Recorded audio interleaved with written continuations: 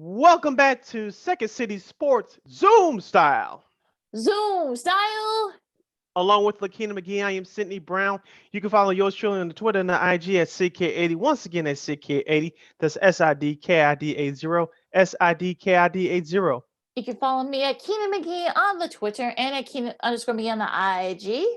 You can follow this podcast, Second City Sports, right here on YouTube at War Media. Once again, at WARR Media. Videos drop every Monday and Friday. Once again, videos drop every Monday and Friday right here on YouTube at War Media.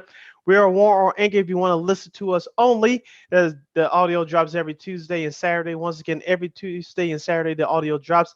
That's available at War on Anchor. We're available on podcast platforms. Make sure you type in those search engine boxes, WARR on Anchor. Go to our website, weareregalradio.com, and you can follow us on all social media platforms. That's Facebook, Twitter, Instagram, and right here on YouTube at War Media. Once again, at WARR Media. That's Facebook, Twitter, Instagram, and YouTube. Thank you in advance for your support. Like, share, subscribe, and tell your friends. Yes, and we're on a unapologetically fun. Lakeena, let's continue with these good times as far as the NBA playoffs are concerned as we kick off segment number 2. The Eastern Conference semifinal series kicked off on Saturday. The first series was the Brooklyn Nets and the Milwaukee Bucks. Of course, the Brooklyn Nets have home court advantage. The Brooklyn Nets took game 1 by the score of 115 to 107. Kevin Durant led the Nets with 29. Giannis Antetokounmpo, as my computer froze there for a moment. Giannis Antetokounmpo, aka the Greek Freak, led all scorers in Milwaukee with 34 points. Lakeena, James Harden didn't even play 1 minute before he left the game with a hamstring injury. He's out indefinitely. As we said before, the playoffs are about matchups and adjustments, and your role players playing up to par. The Brooklyn Nets had that. The Milwaukee Bucks didn't. Breaking down the box score from Saturday's Game 1 victory from Brooklyn. A couple of things stood out to me. Blake Griffin getting extended minutes, 35 to be exact. He totaled a personal season high for him with 18 points. A Brooklyn Nets season high for him with 18 points. He grabbed 14 rebounds. Nicholas Claxton came up big for Brooklyn. Even though he had 4 points, he grabbed 3 crucial rebounds in 14 minutes of action. And Bruce Brown scored 6 points in 21 minutes of action. But the big star here was Mike James scoring 12 points, including shooting 2 of 4 from three-point land. Lakeena, Brooklyn has something that the Milwaukee Bucks don't have. And even though this was game 1 of this series, Brooklyn has better players. They have heart. The Milwaukee Bucks don't. Yeah. And if you listen to this show, I don't like Milwaukee's head coach, Mike Budenholzer. As I said before, and I'll say it again, I just said it a couple of seconds ago, the playoffs are about matchups and adjustments. Milwaukee, well, what are you going to do as the series goes along? Of course, as we record this, game 2 has already been played. As the series will now move to Milwaukee for this upcoming week. The chess move is on you. What are you going to do? How are you going to stop Kevin Durant? How can you neutralize Kyrie Irving? And who's going to step up besides Giannis to score? Chris Middleton, where are you, buddy? Mm-hmm. And who's going to be that third scorer to help you out? These are the questions that need to be answered and answered in a hurry. Absolutely right. And I apologies for me disappearing on you guys. It wasn't my fault. It wasn't like, I didn't want to talk about the Mavs and the Clippers, but that's over and done with. But look, as far as the series, I think that the Nets are showing you that they have a lot of depth. And look, we'll see if Harden will be able to play game 3. He's already been ruled out for game 2. I mean, like you said before, James stepped up, and I think I think Giannis did what he needed to do, but look, the other guys need to step up. I mean, look, Chris Middleton, only scored 13. That's not going to be enough. Brooke Lopez, had 19, and Drew Holiday had 17. But look, they need more. Look, they need more points off the bench. They need more. The PJ Tucker only had 7. That's not going to do it if you're trying to beat the Nets.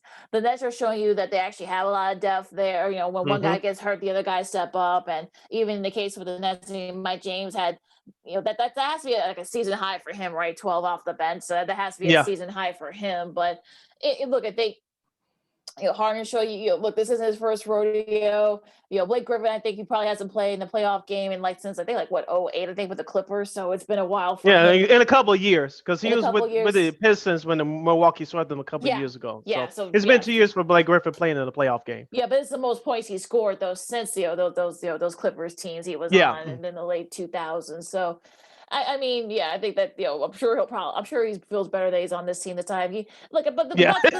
Bucks, Bucks, they need contributions from the other guys, like I mentioned. Middleton needs to step up. The guys off the bench need to do that. Connington. I mean, we know he's capable. What he's capable of. Jeff Teague. Bobby Portis. We know what some of these guys are capable. Yeah, we know what some of these guys are capable of. So those guys need to step up and help Giannis out because he can't do it all by himself. And only 17 points off your bench is not going to get it done. That's not going to get it done against a team like the Nets. And if they can't do that, the Bucks, this season is gonna this particular series is going to end, and it's going to end really fast. And you won't be able to make your head spin if you're the Bucks. And who knows? It might get Wish Budenholzer will probably get fired. We'll see, but still a long ways to go. But I had the Nets in 6. I'm still sticking by that. I think the Bucks will win a couple, but even with Harden being out, I'm not going to go back on it, but it's going to be very interesting and very crucial for the Bucks to get those contributions from some of their supporting guys. And also, too, Drew Holiday, who was acquired from the New Orleans Pelicans before the start of the season, he has to step up as well. He didn't shoot the ball great in Game 1. I know the Bucks had a hot start to the game, especially after James Harden's injury, but they couldn't sustain that momentum from the opening quarter. You saw Brooklyn, they took over from the second quarter on, and Milwaukee, outside of Giannis, they just couldn't find themselves. We'll see what happens as the series goes along, as it shifts to Milwaukee for games 3 and 4 later this week. The last Eastern Conference semifinal game to review with you from Game 1 is from the Philadelphia Atlanta series. The Atlanta Hawks led from start to finish. They held on for a 128-124 victory. Trae Young continues to shine in his first playoff appearance. He scored 35, dished out 10 assists. Joel Embiid scored a game-high 39 points, grabbed 9 rebounds, dished out 4 assists. Lakeena is simple, even though this is quote-unquote today's NBA. Atlanta had the hot shooting. Philadelphia didn't. I know Philadelphia made a run late, but they couldn't keep up with Atlanta. Now, can the Hawks keep up this hot shooting for the entire series? I say no. And I think Philadelphia will find a way to get back in the series and win this series. But give the Hawks credit. They set the tone from the start. I just don't see them keeping this up for the entire series. Philadelphia is a better team, but they got to give a better performance from Tobias Harris and definitely Ben Simmons. I need you to start making some shots, Mr. Simmons. I need you to hit some free throws too. Yeah, but I'll leave it at that. Yeah, I'm also saying the 3 for 10 for free throws. That's not going to get it done if you're trying to make that. They could have won that right there had they made those free throws. But they did make a run. The Sixers did make a run. When they were down big, they didn't give up, which is good. But but like you said, I mean, Danny Green. I mean, this isn't your first rodeo here in the playoffs, here, dude. You need to step up. Only 4 points. That's not going to do it. If you don't want to give Atlanta confidence, you better win Game 2. Because if you lose to Atlanta, they're gonna feel confident. They're gonna have their extra pep in their step, and you don't want to be in an 0-2 hole if you're Philly. So look, like I said, Harris needs to step up a little bit more. Danny Green, like I said, this is not your first rodeo. You played in a lot of playoff games when you were in San Antonio. This isn't your first time. Ben Simmons needs to hit his free throws and maybe some contributions off the bench. I mean, the ball. Matthias DeBow had 10, but he could do better than that. Dwight Howard needs to do a little bit better than that. Only had 0 points. He played only 8 minutes, so that's not going to get it done. That's not going to help me. That's not going to get it done. So you need to look. I think that the Sixers will right the ship, but they need to do it. And they need to do it in a hurry because you don't want to be in an 0-2 hole and give a team like Trae Young and Atlanta and a Trae Young led Atlanta team confidence. You just don't want that. Yeah, we talk about Trae Young leading this Hawks team, but let's talk about some of their role players from Game 1. Kevin Huerter, in 29 minutes of action, scored 15 big points off the bench, including 3 of 6 from downtown. Danilo Gallinari, even with that bad haircut and all, but I'll leave that part alone. He contributed with 9 points. He was a plus 11. He shot 2 of 4 from the field, including a 4 for 4 from the free throw line. Clint Capella had another double double, 11 points, 10 rebounds. And John Collins finally showed up. Yeah, I know he had that big alley-oop dunk toward the end of the game that helped seal the deal for the Hawks. He had 21 points. He grabbed 4 rebounds. So even though John Collins was in foul trouble, he stepped up when he had to. So it was an all-around effort for Atlanta. I know we're focusing on Trae Young, but let's give the Hawks role players credit as well. Yeah, definitely. So yeah, I mean, look, it's not just a Trae Young show. They have had guys that stepped up. So we'll see if they can keep it up. I don't know if they will, but I think they're showing, the Sixers that they're not going to be pushovers. So we'll see Hmm. how this series goes. Yeah, so let's see what Doc Rivers, the head coach of the 76ers, will do tonight. Is game 2 will take place tonight from Philadelphia at 6:30 p.m. Chicago time. That game can be seen on TNT. Lakeena, let's start our Western Conference semifinals preview series. Of course, game 1 between the Clippers and the Jazz will take place tonight at 9 p.m. on TNT. That's from the Smart Home Arena in Salt Lake City, formerly known as the Delta Center. The Clippers, who just defeated the Mavs on last Sunday in Game 7, the Utah Jazz will have home court advantage. How do you see this series? I expect this series to be a long series. Yeah, well, yeah, I think if you're the Jazz, I think you're sort of like upset. You're upset that the Mavs, lost that series because like we said in our NBA playoff preview, this is probably the worst case scenario for the Jazz. Game seven. Yeah, I know Game 7. We'll see. They may take Game 1. They might win Game 1 because we'll see how the Clippers look. They may not have a lot of gas. They may need to kind of just help sort of like replenish themselves. But look, I've got Clippers in 6, maybe even 7, because I think that they're just a better team. If we see the Clippers team that we saw those last like game and a half against the Mavericks in their last series, the Jazz are in pretty big trouble. Now, again, look, the Jazz, not to say that the Jazz aren't capable. Like if Hmm. Donovan Mitchell, step up, Rudy Gobert can step up for them. The Jazz need some contributions for some of their role players. Hmm. Those guys need to step up too. So, yeah, like I said, I think if we see the Clippers team we saw for that last game and a half in the Mav series, you know, the Jazz are in a lot of trouble. Hmm. Now, like I said, if Mike Conley Jr. can step up, if we get Bogdanovich, if he can step up for them, their role guys, George Niang, their guys, play Jordan Clarkson, we'll see. But look, I think this should be one of those fun series, and I'm looking forward to. This might be probably like the best series. Maybe this next series when we talk about it in a little bit. But where do you see the series, Sid? You took, as usual, take some of my bullet points, but I'll give you credit. As you said at first about the role players for both teams. I want to focus in on the guards for both of these teams. You mentioned Mike Conley Jr., Joel Ingles, or we've been crying about him for the last couple of years. Where are you, buddy? Let's see if you can Mhm. step up if you're Utah. But on the flip side for the Clippers, Reggie Jackson, he had an up and down series against Dallas. Let's see what he can do in the second round. Playoff Rondo, it's time for him to show up again. I think he can match up better than those. He has the edge over the Jazz starting guards. I'll tell you that right now. So I don't expect Rondo to drop 20 a night. That's not his job. But I want to see him bring that veteran presence and that leadership, and I think he'll do that on the floor. So I expect the guards for the Clippers to step up. And like you said, Marcus Morris Sr., he had a big game 7. Let's see if he can be consistent in round 2 against the Jazz. We know the Jazz have Rudy Gobert, the Stifle Tower, your reigning defensive player of the year. You have Donovan Mitchell, but it's going to come down to guard play. I think the Clippers have a slight edge when it comes to that. Yeah, yeah, I think that probably might help them. I think like this series is going to probably go 6 or 7. I think this is Mhm. going to be, like we said, who role players step up more. We know the Clippers have role players that can step up. We know the Jazz role players are up and down. So we'll see. It should be a lot of fun, and it should look, I think that we're definitely going to have a fun series here. And look, game Mhm. one's tonight on TNT, Lakers and Mhm. Jazz. So right after the Hawks Sixers game 2. So make sure you guys check that game out. Yes, and then the other Western Conference semifinal series will take place tomorrow, which is Wednesday for those of you listening to us via the audio version.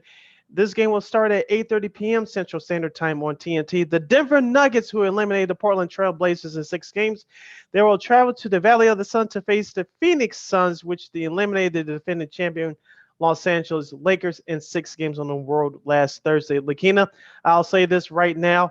This series better and will go 7. Yeah, this is going to be the first time these two have met in the postseason since 1989. Get ready to feel old, folks. I mean, Chris CP3 is only 3 years old at the last time these teams played in the playoffs. Also, Paul Millsap, Etuan Moore, and JaVale McGee were the only players on either roster that were alive then. So get ready to feel old. But No, real quickly, Keena, and no, folks, I'm not on Google. A rookie named Dan Marley was on that team for yes, Phoenix. he was. I believe he was in his 3rd year.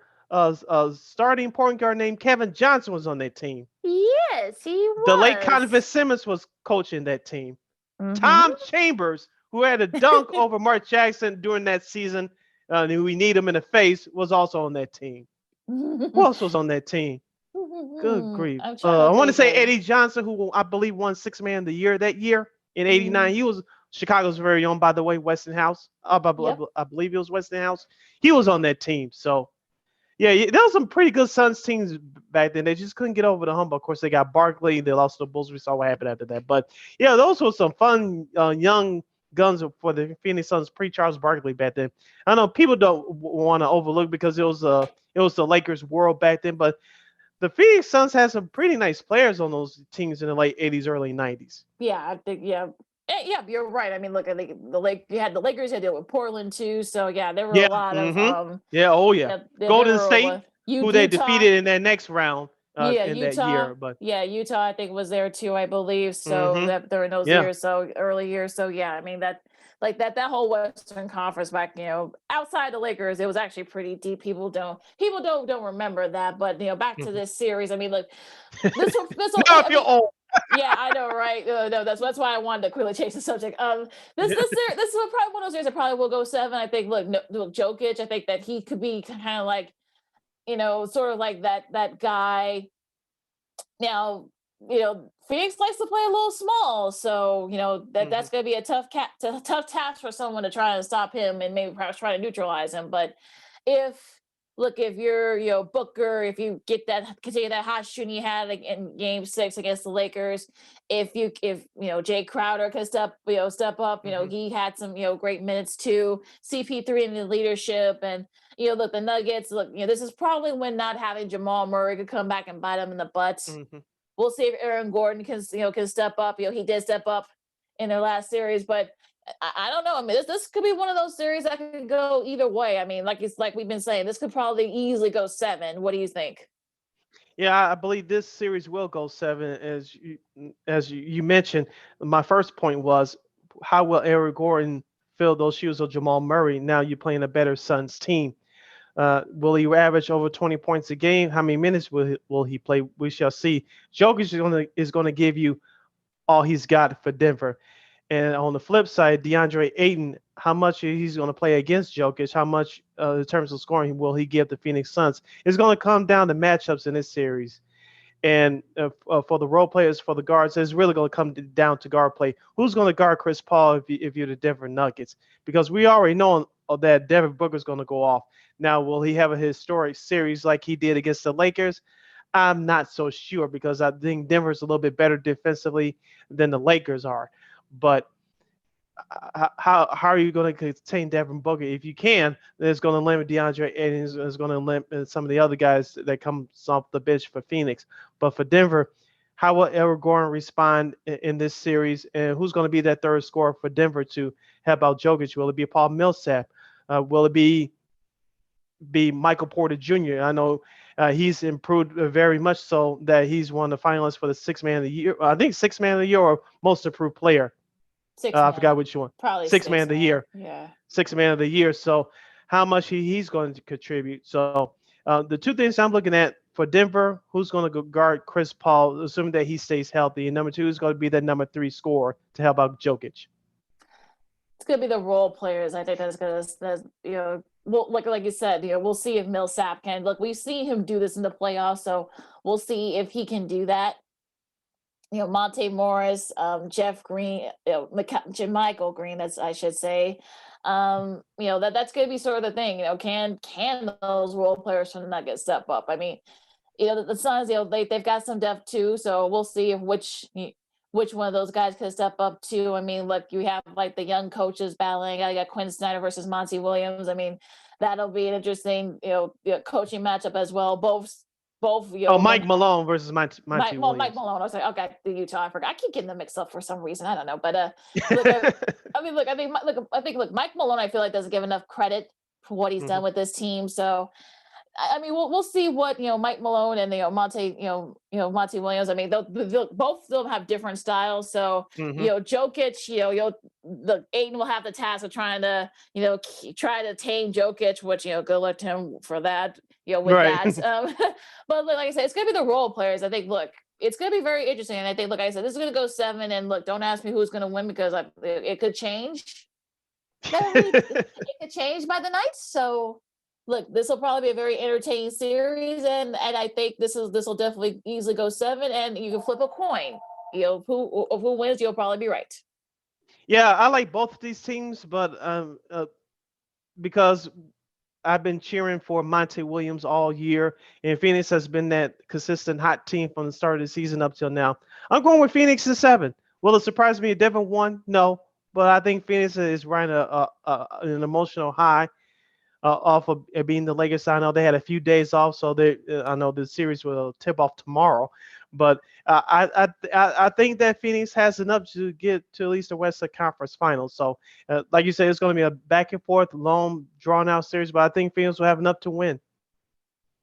Like I said, it should be a lot of fun. And let's go real quick before we go off. Let's go to the NFL. Talk about the team that Denver beat. To advance is the Portland Trailblazers, and they have announced that they're making a coaching change. They made this announcement a couple of days ago. Terry Stotts with a 23-44 final record in the playoffs. That's the second worst by a head coach, trailing Mike Fratello. They decided to part ways with him. Both sides mutually decided to part ways, and Damian Lillard really wanted Jason Kidd, who is currently the assistant with the Lakers. Kidd has decided to pass on that. So now, well, he can't take the job of the front office like he tried to do in his previous 2 stops. Yeah, probably. That's probably why he couldn't take it. Right. That's probably why. I'm going to general manage your team. Oh no, you stay over there. You go away. No, so it's gonna be very interesting to see who they decide to go with. And look, I think Lillard, people have said that he's not going to make a big stink about it, but I'm sure he has his preference. I don't know if he has a plan B after Kidd said no, but this could be this is a franchise that's at a crossroads, I think. How do you feel about it? Yeah, I agree with you. This franchise is at a crossroads right now. We talked about this in our last episode. Damian Lillard posted that tweet, a quote from the late Nipsey Hussle, the rapper's one of his songs. Paraphrase, when will preparation meet opportunity? How long shall I be patient? Somewhere along those lines. This roster needs to change. Will Carmelo Anthony come back for his 3rd season in the Blazers uniform? Who knows? Like you said, in our last episode, he's 34 years old. CJ McCollum, he's a nice player, but is he really your number 2? Probably not. And your big guys, Zach Collins and Jerkic, is that enough? Probably not. So who's going to be that 3rd scorer? You really need a swing man on that team to help you create and go get a basket. Let's just say they don't bring Carmelo back. You need that swing man to give consistent score, because we know Dame Dollar, he's going to struggle. It's going to be nice just naturally that he's going to struggle. Who's going to pick up that consistent scoring? I know Robert Covington, Chicago's very own. He made an impact at times this year, but is he enough? No. And so, but before all that, you got to get a coach who knows the system. Are you going to play run and gun like they have been for all these years, or are you going to totally change the style of play? And that's going to be the first question that needs to be answered. I know Jeff Van Gundy has been rumored to being linked up to that job. Another couple other coaches as well. Do they give Sam Cassell a call, who's currently the LA Clippers head coach? Do they give him a call? David Fizdale, maybe, I don't know. Did they give him a call? Will they give Kenny Atkinson a call, the former Brooklyn Nets head coach? Mm. Who knows? But Portland had to answer the question which style of play that they want to play going forward. There's something that need to discuss internally, perhaps with the obviously with the new head coach that they're going to hire. And that's going to be like the $1 million question, right? I mean, I kind of feel like at this point, if you're Damian Lillard, you're going to be 31 next month. What do you want to try and see if you stick it out and maybe have a hand at picking your new head coach? Hmm. Or do you try to force their hand and say, look, I want to be traded? Now the question is going to be, if he decides to go with the latter, who will he get traded to? Will there be Hmm. do the Blazers have anything that they can get besides Dame? I'm sure you'll maybe throw in another, like one of the role guys, perhaps maybe. And who do you trade him to? Do you Hmm. keep him in conference and trade him to Golden State, which I'm sure people are going to be dreaming of that scenario? Do you go maybe the Lakers? Look, the LeBron and AD both need help, so they need going to need a or third guy. perhaps, or perhaps, I think we talked about this in our last episode. Perhaps the New York Knicks. I think they're the number one team in the league this summer with the most cap space. Of course, the World Wide West had those draft picks as well. So if you decide to blow it up, if you're Portland, do you consider the Knicks? Mhm. I know Bulls fans, Just a thought. and I know Bulls fans, like we said, there's going to be they're going to move a lot of piece in order to make that happen. So I don't know if Hmm. you would do that. I would What's like in to see the him here, but I don't think it's going to happen. No, I think there's a lot. There's a lot would have to happen in order for that Hmm. to for that to take place. I really can't think of anyone else. I don't really, because I'm sure if you're Portland, you want them out of the Western Conference. Hmm. So, maybe Boston, I guess. But with everything happening, do you really think if Who's you're going to be their Dame? next head coach? Yeah, yeah, you don't know who's going to be there, and maybe Miami. I mean, I don't know. I mean, do you what's that one? Maybe Toronto? What direction they're going to go? That's probably about it, right? I mean, I don't think Yeah. I don't know if you can take him to Washington because maybe Beal may want to leave. So I don't know. Yeah, if you trade, they'll have to trade Russell Westbrook, but I just don't see them Washington doing that for Damian Lillard. I'm not gonna say you're getting the same player, but I know Russ is older, but if you're Portland, why are you doing that? I know contracts have to match, but if you're Portland, why would you consider that? Assuming that you're restarting over. Mm. I don't know. Gonna be interesting to see what they do here. We'll keep you guys updated. You listen to Second City Sports Zoom style, along with Cindy Brown. I'm Lakeena McGee. All right, so let's go to the NFL gridiron for a second. Okay, mandatory mini camps. I'm doing the whole air quotes with the mandatory part. Or as Uh, Keyshawn Johnson would say, the voluntary mandatory. mandatory, but yeah, I'll From say back in the day. if that makes any sense. But probably the big story that came out on Sunday, early Sunday, well, going into Sunday afternoon, we talked about it. Julio Jones, the top wide receiver from Atlanta, he has now been traded, and he's been traded to the Tennessee Titans for a pretty good, I think maybe one, like a second round pick or something like that Yeah, the for next year's draft. 2022 second round pick and a 2023 fourth round pick. So they That's didn't give him that, much. So they didn't. right. So yeah. So they didn't have I the think Titans didn't really have to give him much. exactly. I know Atlanta was asking for a first round pick according to reports. We talked about this before we started recording, Lakina. The Titans got a steal. I think this was a fair deal, fair exchange. I know on the flip side for Atlanta, yeah, Calvin Ridley, who's now the number one wide receiver over there in Atlanta. I know Matt Ryan's on his last legs, even though he's still good. I know they have a new head coach, so this frees up more for Calvin Ridley. Now, getting back to the Titans side of things, they played this correctly. This is how you make a deal. This is a fair value. Julio Jones is still good, but he's been injured the last couple of years. So the Titans recognize that. Everybody from around the league is watching the same tape, so you can't fool anybody. Now, on paper, him lined up opposite of A.J. Brown, it looks good on paper. The question is, if you head coach Mike Vrabel, who, of course, they got to the AFC title game a couple of years ago. I know they lost in the wild card round to the Baltimore Ravens last year. The question is, if you're head coach Mike Vrabel, will you change the offensive philosophy? Because we all know that it leans towards Derrick Henry. I know common sense, football common sense wise, this should take the pressure off of Derrick Henry. Mhm.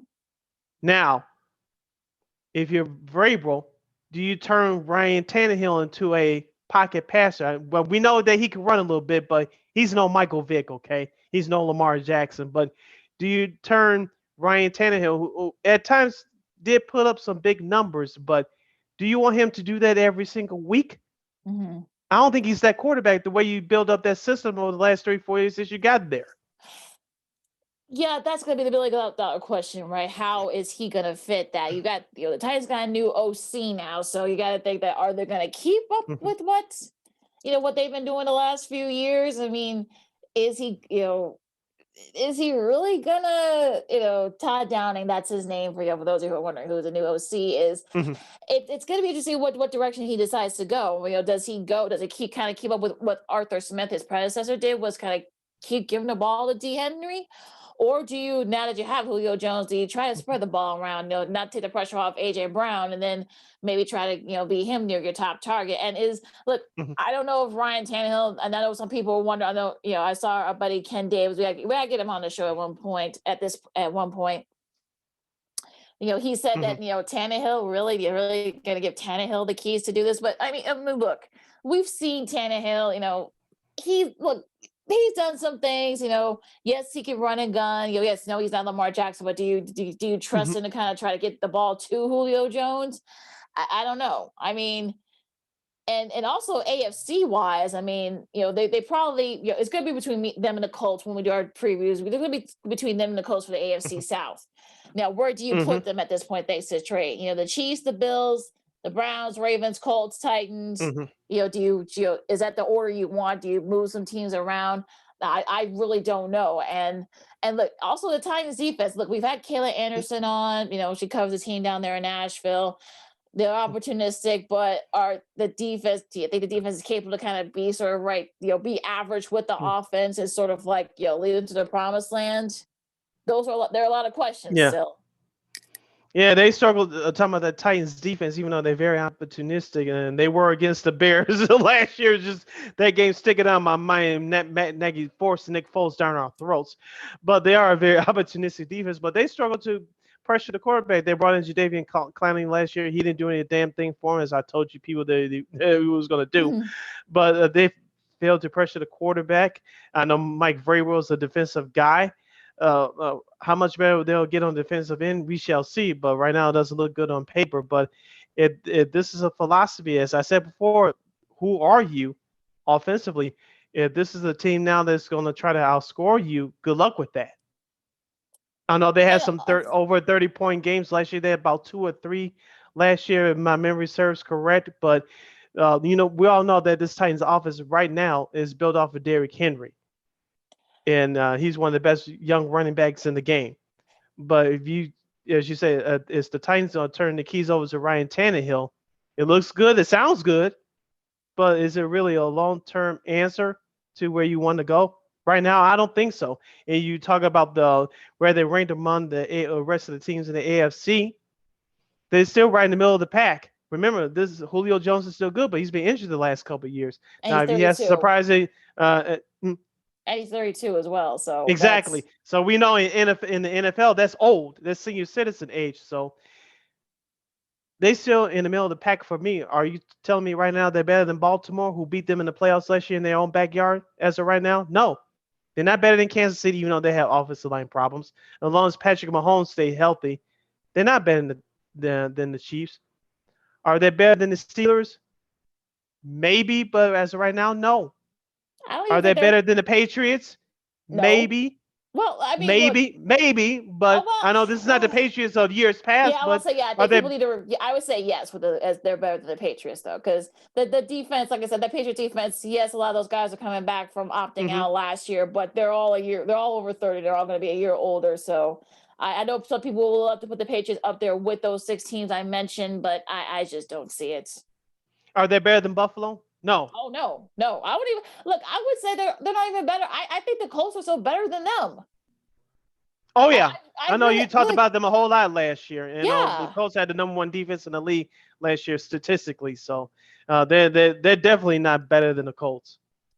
I mean, I know that I know people are wondering, okay, will this is this like look, I know people like Carson Wentz is definitely kind of the wild card here as far as the quarterbacks is concerned for the Colts, but the pieces are Mhm, there, the O line's there, T.Y. Hilton's back, they got a good defense. I think the Colts are better than the Titans. mhm. That's just I my agree. synopsis. I don't think they're better than the Ravens. I don't think they're better than the Browns. I don't think they're better than they're probably gonna be fine for the last wild card spot. That's where I am with Mhm. the Titans right now. Especially if their defense can't adjust. I don't know. Y- Yeah, I agree. They still in the middle in the pack for me. Like you said, they'll probably be battling out for one of those last wild card spots.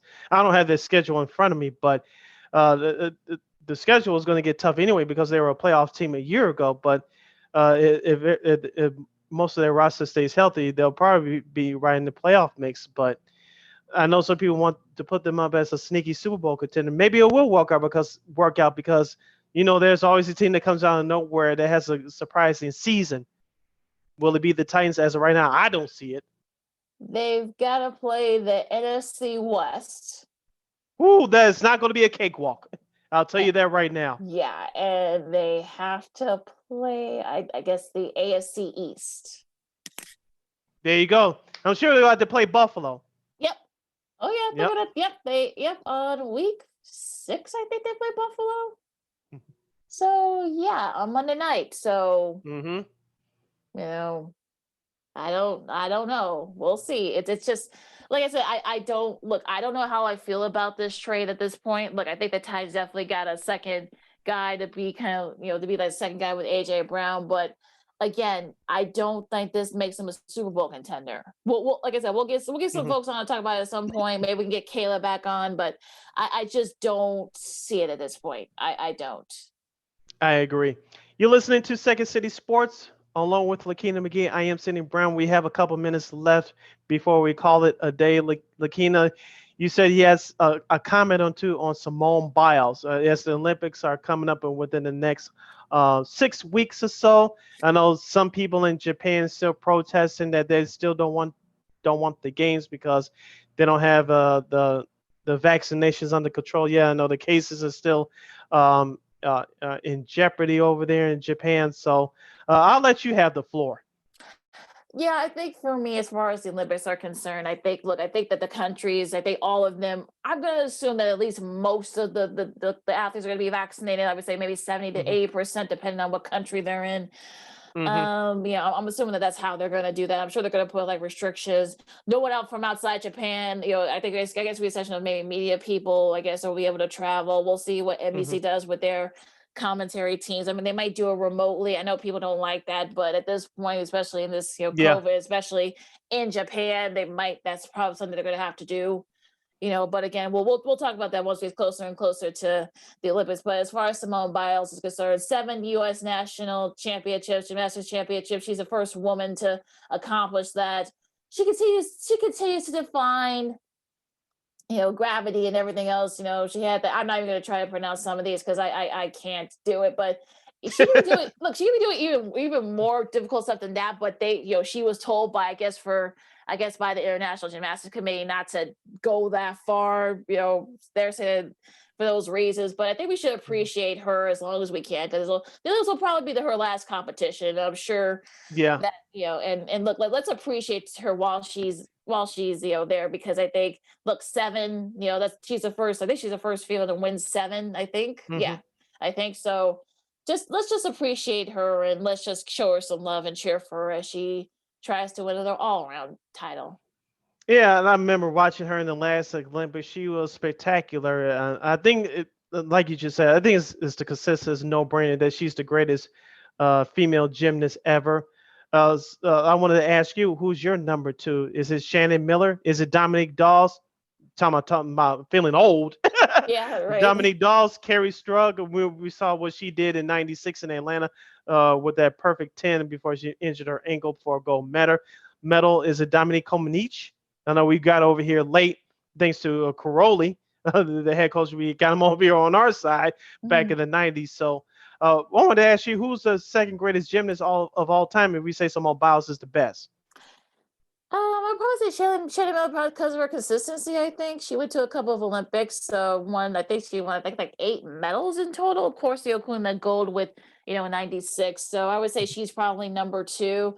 Maybe not say Lukin. I think she's probably she's doing some TV. She's done some TV work there with NBC and helped Oh, I forgot call about her. that. Yeah, Yeah, so I think she's probably up there as well. Maybe Sean Johnson. You could probably put her up there. Sean Johnson. That's right. I know she was doing some TV work too. Yes, yeah, I think she's also I think she still is going to be doing some TV work too for the Olympics. Not for Mhm. NBC, but I think for another network. But I know she just had her she's pregnant now, so she might not be able to. But yeah, I mean, like I think they think that look, I think this will kind of turn the corner there for the U.S. Hopefully, we Mhm. can make strides here, and also too on the men's side. I forgot the name, the guy that won it, but hopefully he seems like someone that can. I gotta get his name, but you see like somebody that can probably help, maybe be America's best chance of winning an all around medal for the men. So, like I think that, well, like I said, we'll talk more about this as it gets closer to the Olympics. But Mhm.